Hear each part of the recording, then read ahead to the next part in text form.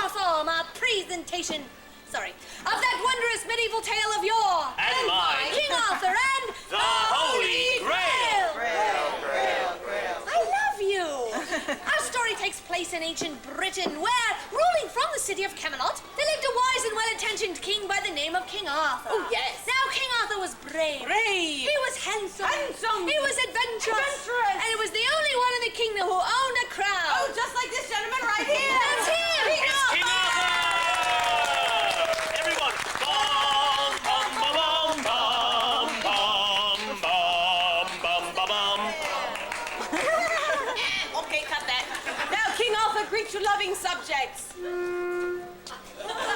Oh, he was a silent king. He was mine. Now, King Arthur was so loved throughout the kingdom that whenever his loving subjects, and that is all of you, whenever you heard his name, King Arthur, you would respond by saying, "Long live the king!" And naturally, whenever he heard this, he would do his best Jimmy Durante impersonation and say, "Ha cha cha cha cha cha." All right, let's give that a try. Hail King Arthur! Long live the king! Oh, All right. Now, the king had, during his rule, put together the Round Table, where the knights gathered to plan and execute campaigns to eradicate evil. As his plan succeeded, he realized his knights now had nothing to do. Ooh, bummer. And so, the king pondered this problem. Oh, that's good. That was very subtle. Did you see For that? as we all know, there is nothing worse than having a restless night. That's a groaner. You can they're groan. quick this morning. Yeah, that's good. Stick around, they get worse. A bad night is not a happy night, so one day, King Arthur... Long live the king! All right, he called out for his two bravest knights. First, he called out, Lancelot! Lancelot! That's me, Your Majesty. Knight salute, everyone. Ready? Go! Woo! And then he called out, Galahad! Galahad! Where is Galahad? Oh, I think Gala had an appointment. No way! You can boo him if that. You know, I remember Galahad. He was brave. He was brave. He was adventurous. He was adventurous. He was handsome. But he wasn't here today. Oh, but wait a minute. He's hiding back here in a white t-shirt. Look, everyone. It's Sir Galahad.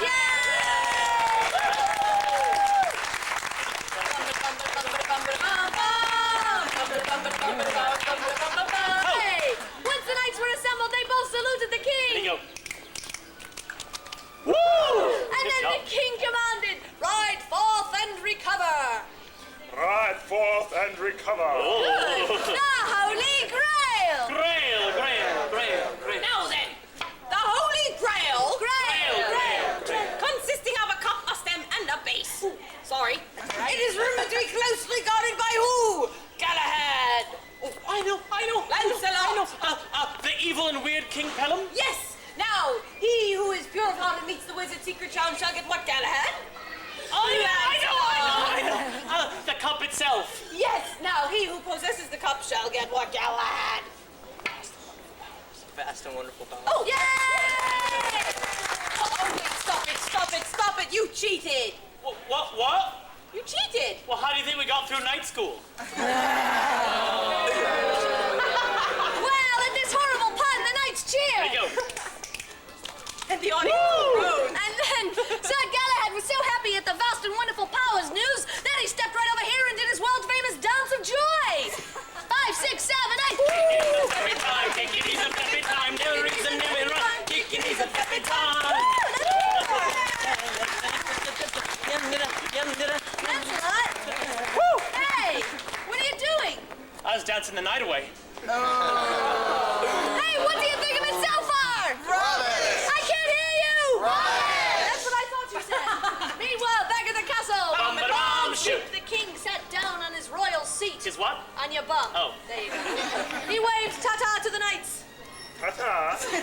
And the knights set off on their quest on horseback. Ho! Well, get your own horse.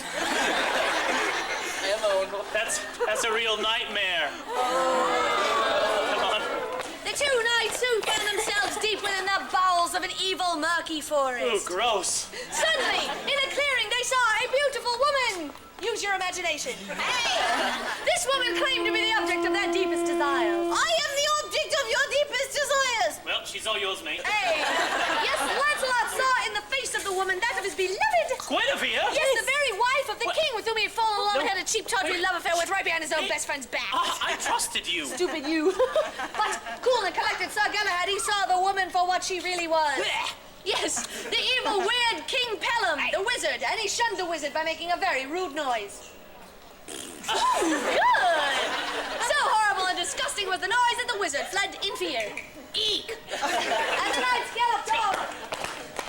Meanwhile, back in the castle, Bum-ba-da-bum, shoot. the king shifted his crown. Oh, very good. Well, come on, he's the king. And now back to the knights. No sooner had they left that evil, murky forest when they saw rising out of the mist. The Castle Carbonac. Bum, bum, bum. Well, I can see that means nothing to you. But the Castle Carbonac just happens to be the holding place of the Holy Grail. Good. Obviously, the braver and better looking of the two knights, Galahad, stepped forward and rang the doorbell. Ding dong. It's not Avon calling. This is ancient Britain. Pull the chain. But he broke it. Bad Galahad. And so the knights opened up the door and looked inside. Suddenly, there loomed before them a strange, ominous, eerie figure who said, You kids, get off me lawn. Oh, yeah, you better back that. Standing before them was a gnarled, wrinkled, slimy, disgusting, scabby, stinky, smelly old man. Excuse me. All right, with a couple of feminine Thank you. features. This old man claimed to be King Pelham, keeper of the grail. I am King Pelham, keeper of The Holy Grail. Thank you. He who is pure of heart and meets my secret challenge shall receive The Holy Grail. Thank you. He who possesses the Holy- Shut up! Oh, sorry. It's a cup. He who possesses this cup shall have vast and wonderful powers. At this news, the knights cheered. Go. Beat ya. Galahad was so happy that he once more stepped right over here and did his world famous dance of joy. All night music, please. Take your knees up, step it God, take your knees up, step it Oh, God. wait, I've got a better one. It's a much better one. Listen. Tonight. Stop it! Mama told me there'd be nights like these. What do you think of it so far? Getting louder. Meanwhile, back at the castle. Bum-ba-da-bum, shoot. The king cleared his throat. Oh, very good. And now it was time for the knights to warm up to meet the wizard's secret challenge. First, it was Lancelot's turn. He stepped into the ring, squared off with King Pelham, but just then the face of the little old man turned into that of his beloved. Guinevere. Lancelot was dumbstruck. Lads, you have 5 seconds. Oh, 5, 4, if 3, you- 2, 1. if I- You lose back in line. Yes, confused and distracted by his crush on the king's wife, he was unable to meet that secret challenge. Next! It was Galahad's turn. He stepped right up here into the ring. The crowd began to chant, Galahad, Galahad, Pelham, Pelham. And then a hush fell over the crowd. Hush. And King Pelham declared, Your secret challenge will be Limbo. How low can you go? And so Galahad was given the Holy Grail. There you go. Psych. And he got back on his horse and galloped back to Camelot. Side saddle. And there he presented the cup to the king. You might say thank you. Thank you. Well, the king looked into the cup. Oh. He saw amazing visions. He heard weird, eerie noises. Woo! What he saw was universal joy and pain. So great was the vision that he looked up from the cup and said, ooh. And then he said, ah. In fact, he was so overjoyed that he said, yeah! Yep, yep, yep!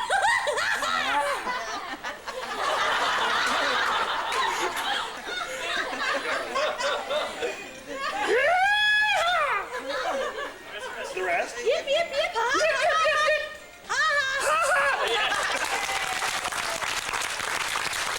And so, as you can plainly see with the return of the cup to Camelot, the king was happy, the wizard was happy, the knights were happy, the narrator was happy. In fact, we were all glad as knights. And that, ladies and gentlemen, was the end of our show. What did you think of it? Let's have a big hand. Hands on the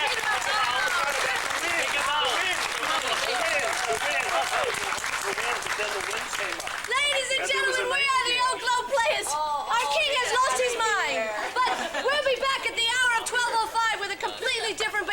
sisters! Wave the flag above your head. That's the idea. Jolly good. Do you remember? Yes!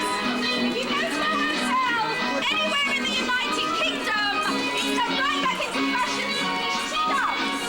It's where you have a cup of tea and you have a little dance. You have another cup of tea and you have a little dance. It goes on all afternoon. All afternoon? Not here because it's too hot. All right. We're going to do the dance right now. And then if you think we're good enough, we're going into Twinings for a cup of tea. So, we've got the area to dance. Our flag wavers to keep us cool. Here we go with the Lambeth Walk. Aye.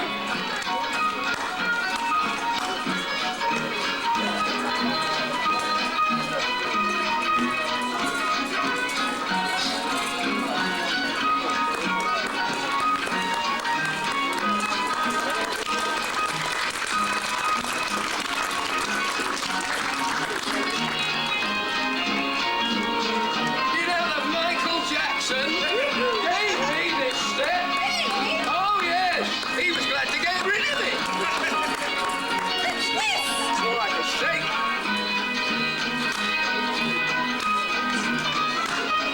Now everybody clap.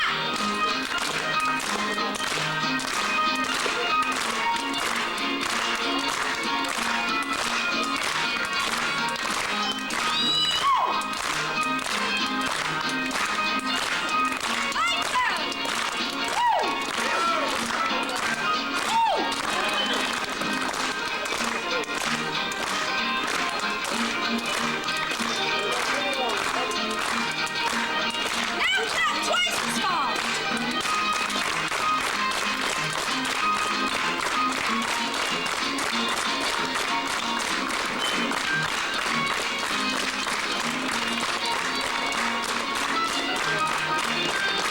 Hey! So how about a big cheer for our flag wavers? My goodness, that's a very long dog. It's longer than that dog. It's a what?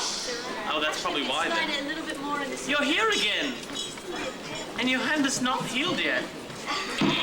Wait, did you bring new people with you? We saw this last time. You were here yesterday? But there were more people yesterday. Oh, we'll try to leave them out of it then. Guess what? You're going to see a different show. See? Look, they're so glad that we're here that they're bursting into applause. Come on over in, everyone. These are the best seats up here, so come on and make 2 and 3 rows of people in there. Come on in. The closer you get, the better we are. I mean, you are. That's what I mean. more like it. Come on in. Make yourselves comfortable. The show's Hey, $5 come on long. in. Come on See, in. Prince John wants you to come in. To introduce you to one of my all-time very best friends in the whole wide world. Me. I'm so glad she's here with you today. Beth. What was your name? Linda. Oh, Linda. Polite applause for Linda. Get out of here. Hello. Look, an actor. Polite applause for the little child in the middle of the stage. Don't worry, it's just the stage he's going through. All right. Was there any problems while I was gone? Everything was under control. Polite applause for Alicia. She was in park while I was gone. All right. Hello, everyone. Hello. Oh my, you're such a awake group this afternoon. Where did the big lion go? He's gone all day. Okay. Welcome to the United Kingdom. Are you having fun today? Yes. Are you happy? Yes. Very happy? Yes. Feel like singing about it? No. Tough. We're going to. All right. You all know the song. If you're happy. If you're happy and you know it, clap your hands. I wasn't kidding. If you're happy and you know it, clap your hands. If you're happy and you know it, and you really want to show it. If you're happy and you know it, clap your hands. Second verse. If you're happy and you know it, throw me money. Nobody's that happy, huh? All right, well, we'll skip that part then. Okay, this is what we need to do. We need to have a lot of fun right now. So, everyone at the count of 3, you're going to yell, scream, and go crazy. It's kind of a little dance break time. Ready? 1, 2, 3. Woo! Okay, this time, throw your hands up in the air and stamp your feet at the same time. Ready? 1, 2, 3. Woo!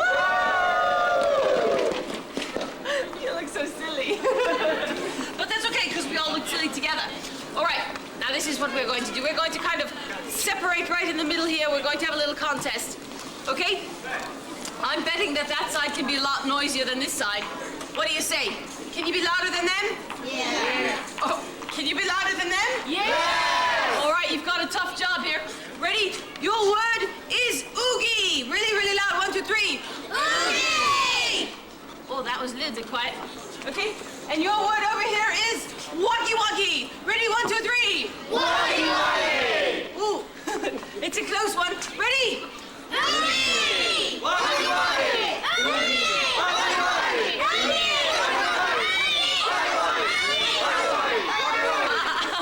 Very good.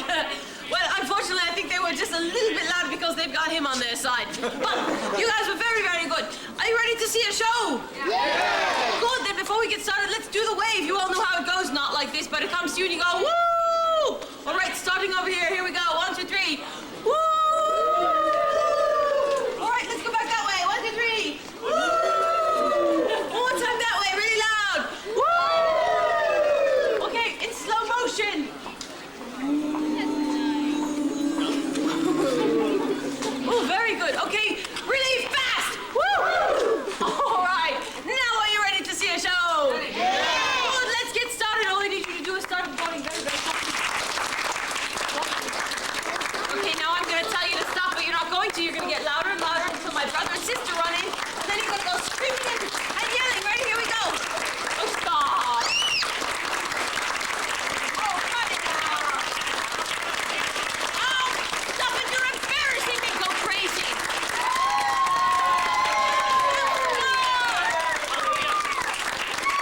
All right, that really stop. Is everyone ready to see a show? Yeah. Are you having a wonderful day? Yeah. Am I the all-time favorite actor? No. Am I your favorite actor? No.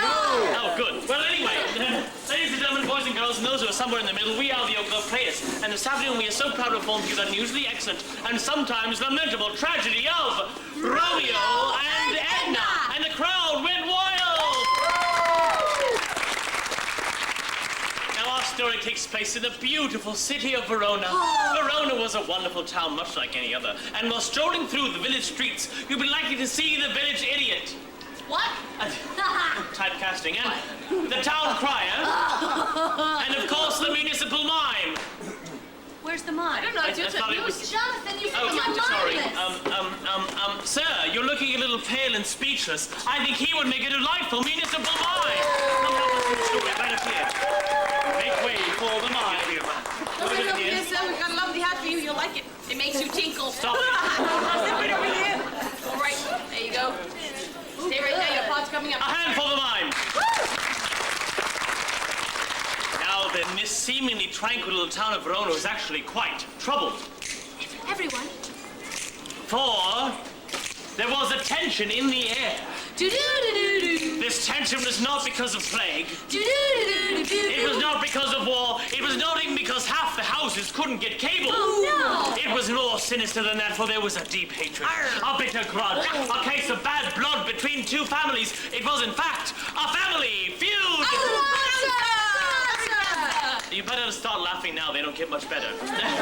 Well, because of this feud, the town was sharply divided. All right. This is where you pretend that I'm Charlton Heston and you're the Red Sea. Oh, she's always pushing me around. Stop it. Go back on your own side. Sorry. This is where you pretend that I'm Charlton Heston and you're the Red Sea. Ready? Right by this lamppost. We're going to part. Ready? Whoop. Ooh, very good. You've all seen the movie. Yes. Now, everyone on this side was known as the Montague family. Let's hear it for the Montagues! And everyone on this side is known as the Capulet family. Well, each of these families had a leader who served as head of the household. These were both brave people. How true! They were decisive people. How important! They were wise people. How rare! And they just happened to be among these people. How you doing? Everyone, let's give them a warm welcome to the story.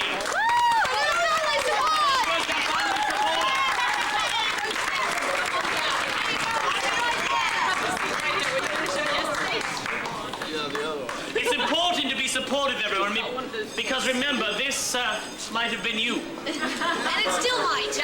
Now, then, the leader of the Montagues was named Anita, Yeah. and the leader of the Capulets was named Riff. Oh, nice rough, Red. Now, we Montagues, we all hated those Capulets. We hated them so much so, in fact, that we had a family motto that went... Bill? Bill! Bill! Bill! Everyone, Bill! Did he hear you? Yeah. Oh, good. All right. Now, out of the story. As I was saying, we Montagues hated those Capulets so much so... Boo! Thank you. Thank you. We hated them that much. As a matter of fact, we even had a family motto that went, hate two Capulets and call me in the morning. All right. Hey, you're on my side. Watch it. All right. That's why every time we Montagues heard the name Capulet, we would all with great vigor following our leader's example do this. Ah! All right. Let's all try that. Everybody, right hand ready. Right hand ready. Even in the cheap seats back there, I see you. Are you ready? Hey, look over there. I think it's a stinky, slimy Capulet. Oh, good. Now wipe off the person that you spit all over. We Capulets, we had no great love for those Montagues either, did we? No! We, however, had a lot more class, right? Yes, that is why whenever we heard the name Montague, we would respond with great verve and dignity thusly. All right, hands up, let's give that a try. Hands up, everyone, hands up, hands up. Hands up. Come on, hands up, hands up. Hey, you're not New York, it's up here. All right, because with the help of Riff leading us, let's give that a try. Very good, wait for the cue. Oh, look at a bunch of measly Montagues. Now. Oh, it makes you feel warm all over. Well, during this troubled time, there were great many fights, disturbances, and rumbles in the street. And through it all, our municipal mime did nothing. Come on. Clap it home. There was, however, one thing that these two did agree upon, and it was this, that it would be unthinkable for a Montague and a Capulet to ever get married, because not only would the wedding reception be an absolute drag, but if a child were ever to have come of this union, the child would in essence be nothing more than a Capagoo. And that was unthinkable, so this was the rule that was never to be broken. Yes, but for every rule, there is a what? It's a silver lining. Oh, no. For every rule, there is a silver lining, you see. Thus, introducing the hero of our story, Romeo. Oh. Now, Romeo, he was a truly gifted and handsome and talented young man. Yes, and he was very intelligent. However, he was foolish enough to think that if he stood back here wearing a striped shirt and grey shorts, that I wouldn't pick him. Ladies and gentlemen, it's Romeo!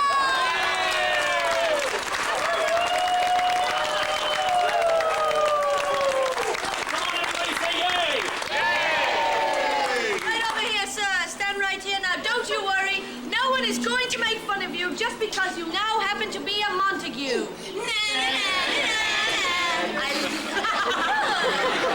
But as the old saying goes, there are two sides to every cow. And on the other end of town lived a most extraordinary young woman with an extraordinary name, and her name was...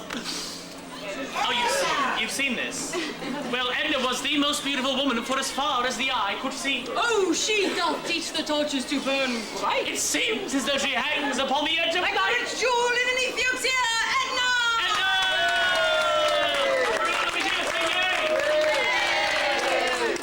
Now, Romeo and Edna had never met, but this very day it just so happened that both the Montagues and the Capulets were attending the same dance at the old Verona gym. Romeo and Edna turned towards each other across the crowded gym floor. Just like that.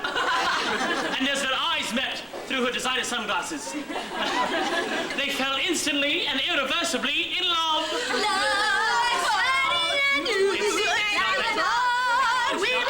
Linda, Shannon, hey. That's enough love, thank you. And there on the dance floor, they ran into each other's arms. Run! Get him! Wait a minute, but they did it in slow motion. Right. All the way back. Yes, they ran into each other's arms. La la la la la la la la.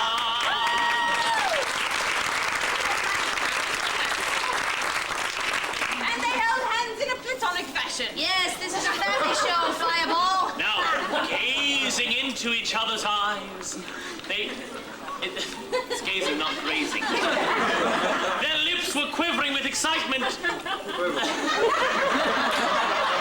And so was his tongue. Never mind, I won't touch that. Anyway, they had all of a sudden, What? Riff and Anita burst in. Over here! Right over here. Anita screamed! Ah! That's good, but she screamed with some dialogue, all right? She screamed, "How could you?"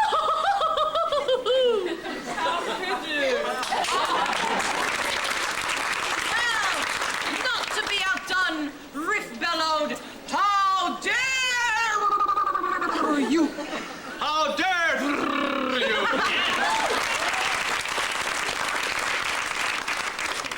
That was scary. But before either child could answer, the parents took them gently but firmly by the arms and led them back to their respective homes. Romeo to the home of the Montagues. And Edna to her home. Did I say it? Capulets! The two heartbroken youths, thus separated, they began to cry. Louder than ever before. Yes, in spite of this pitiful noise. Their parents fell asleep. Standing up, isn't that amazing? Romeo and Edna realized their love was too strong for them ever to be apart, so they sneaked out of their parents' houses and ran to the middle of the town square, where they embraced. Oh. In slow motion! All the way back. Here we go. All the way back. And they ran to the town square where they embraced. What? Reunited and it feels so good. It doesn't feel that good, just hold hands. All right, this is the romantic part. Romeo pledged his undying love. To her, sir. And Edna pledged her undying love. Undying love. How original. And they both pledged allegiance to the flag. It's a joke. Anyway, but they had so much to talk about. They talked about love, they talked about death, they talked about half an hour, when suddenly Edna said in a loud voice so that the whole world could hear, "I would rather die than be apart from you."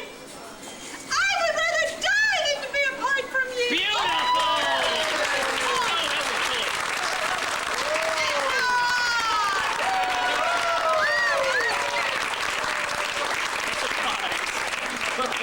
Well, Romeo, realizing that death be not proud nor practical, he said, "Let's fake our deaths and they'll leave us alone for good." Let's fake our death. Well, leave us alone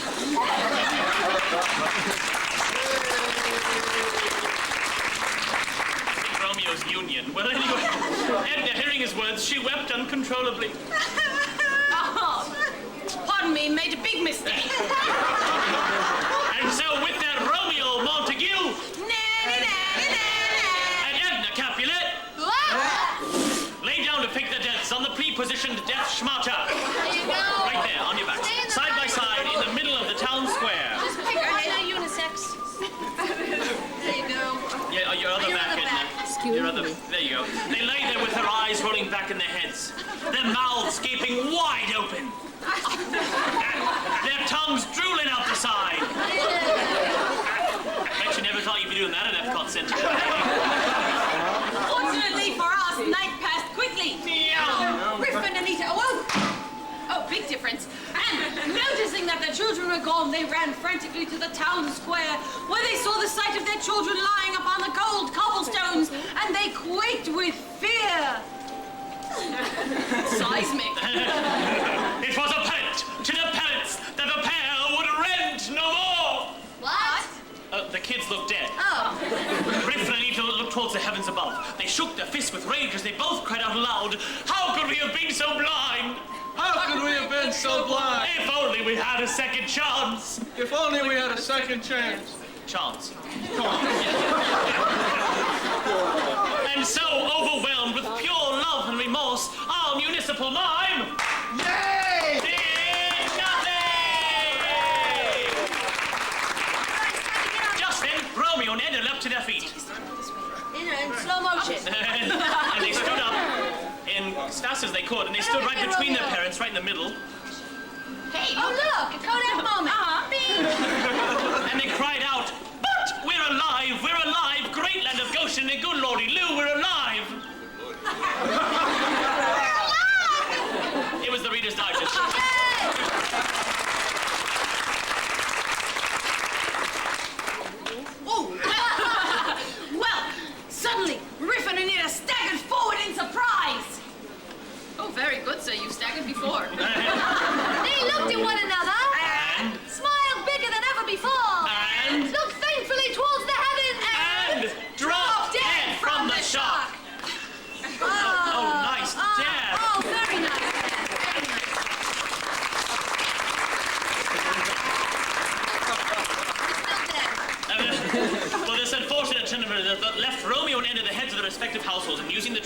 altogether oppositional death of their parents as an example, they called off the whole feud by saying, enough is enough.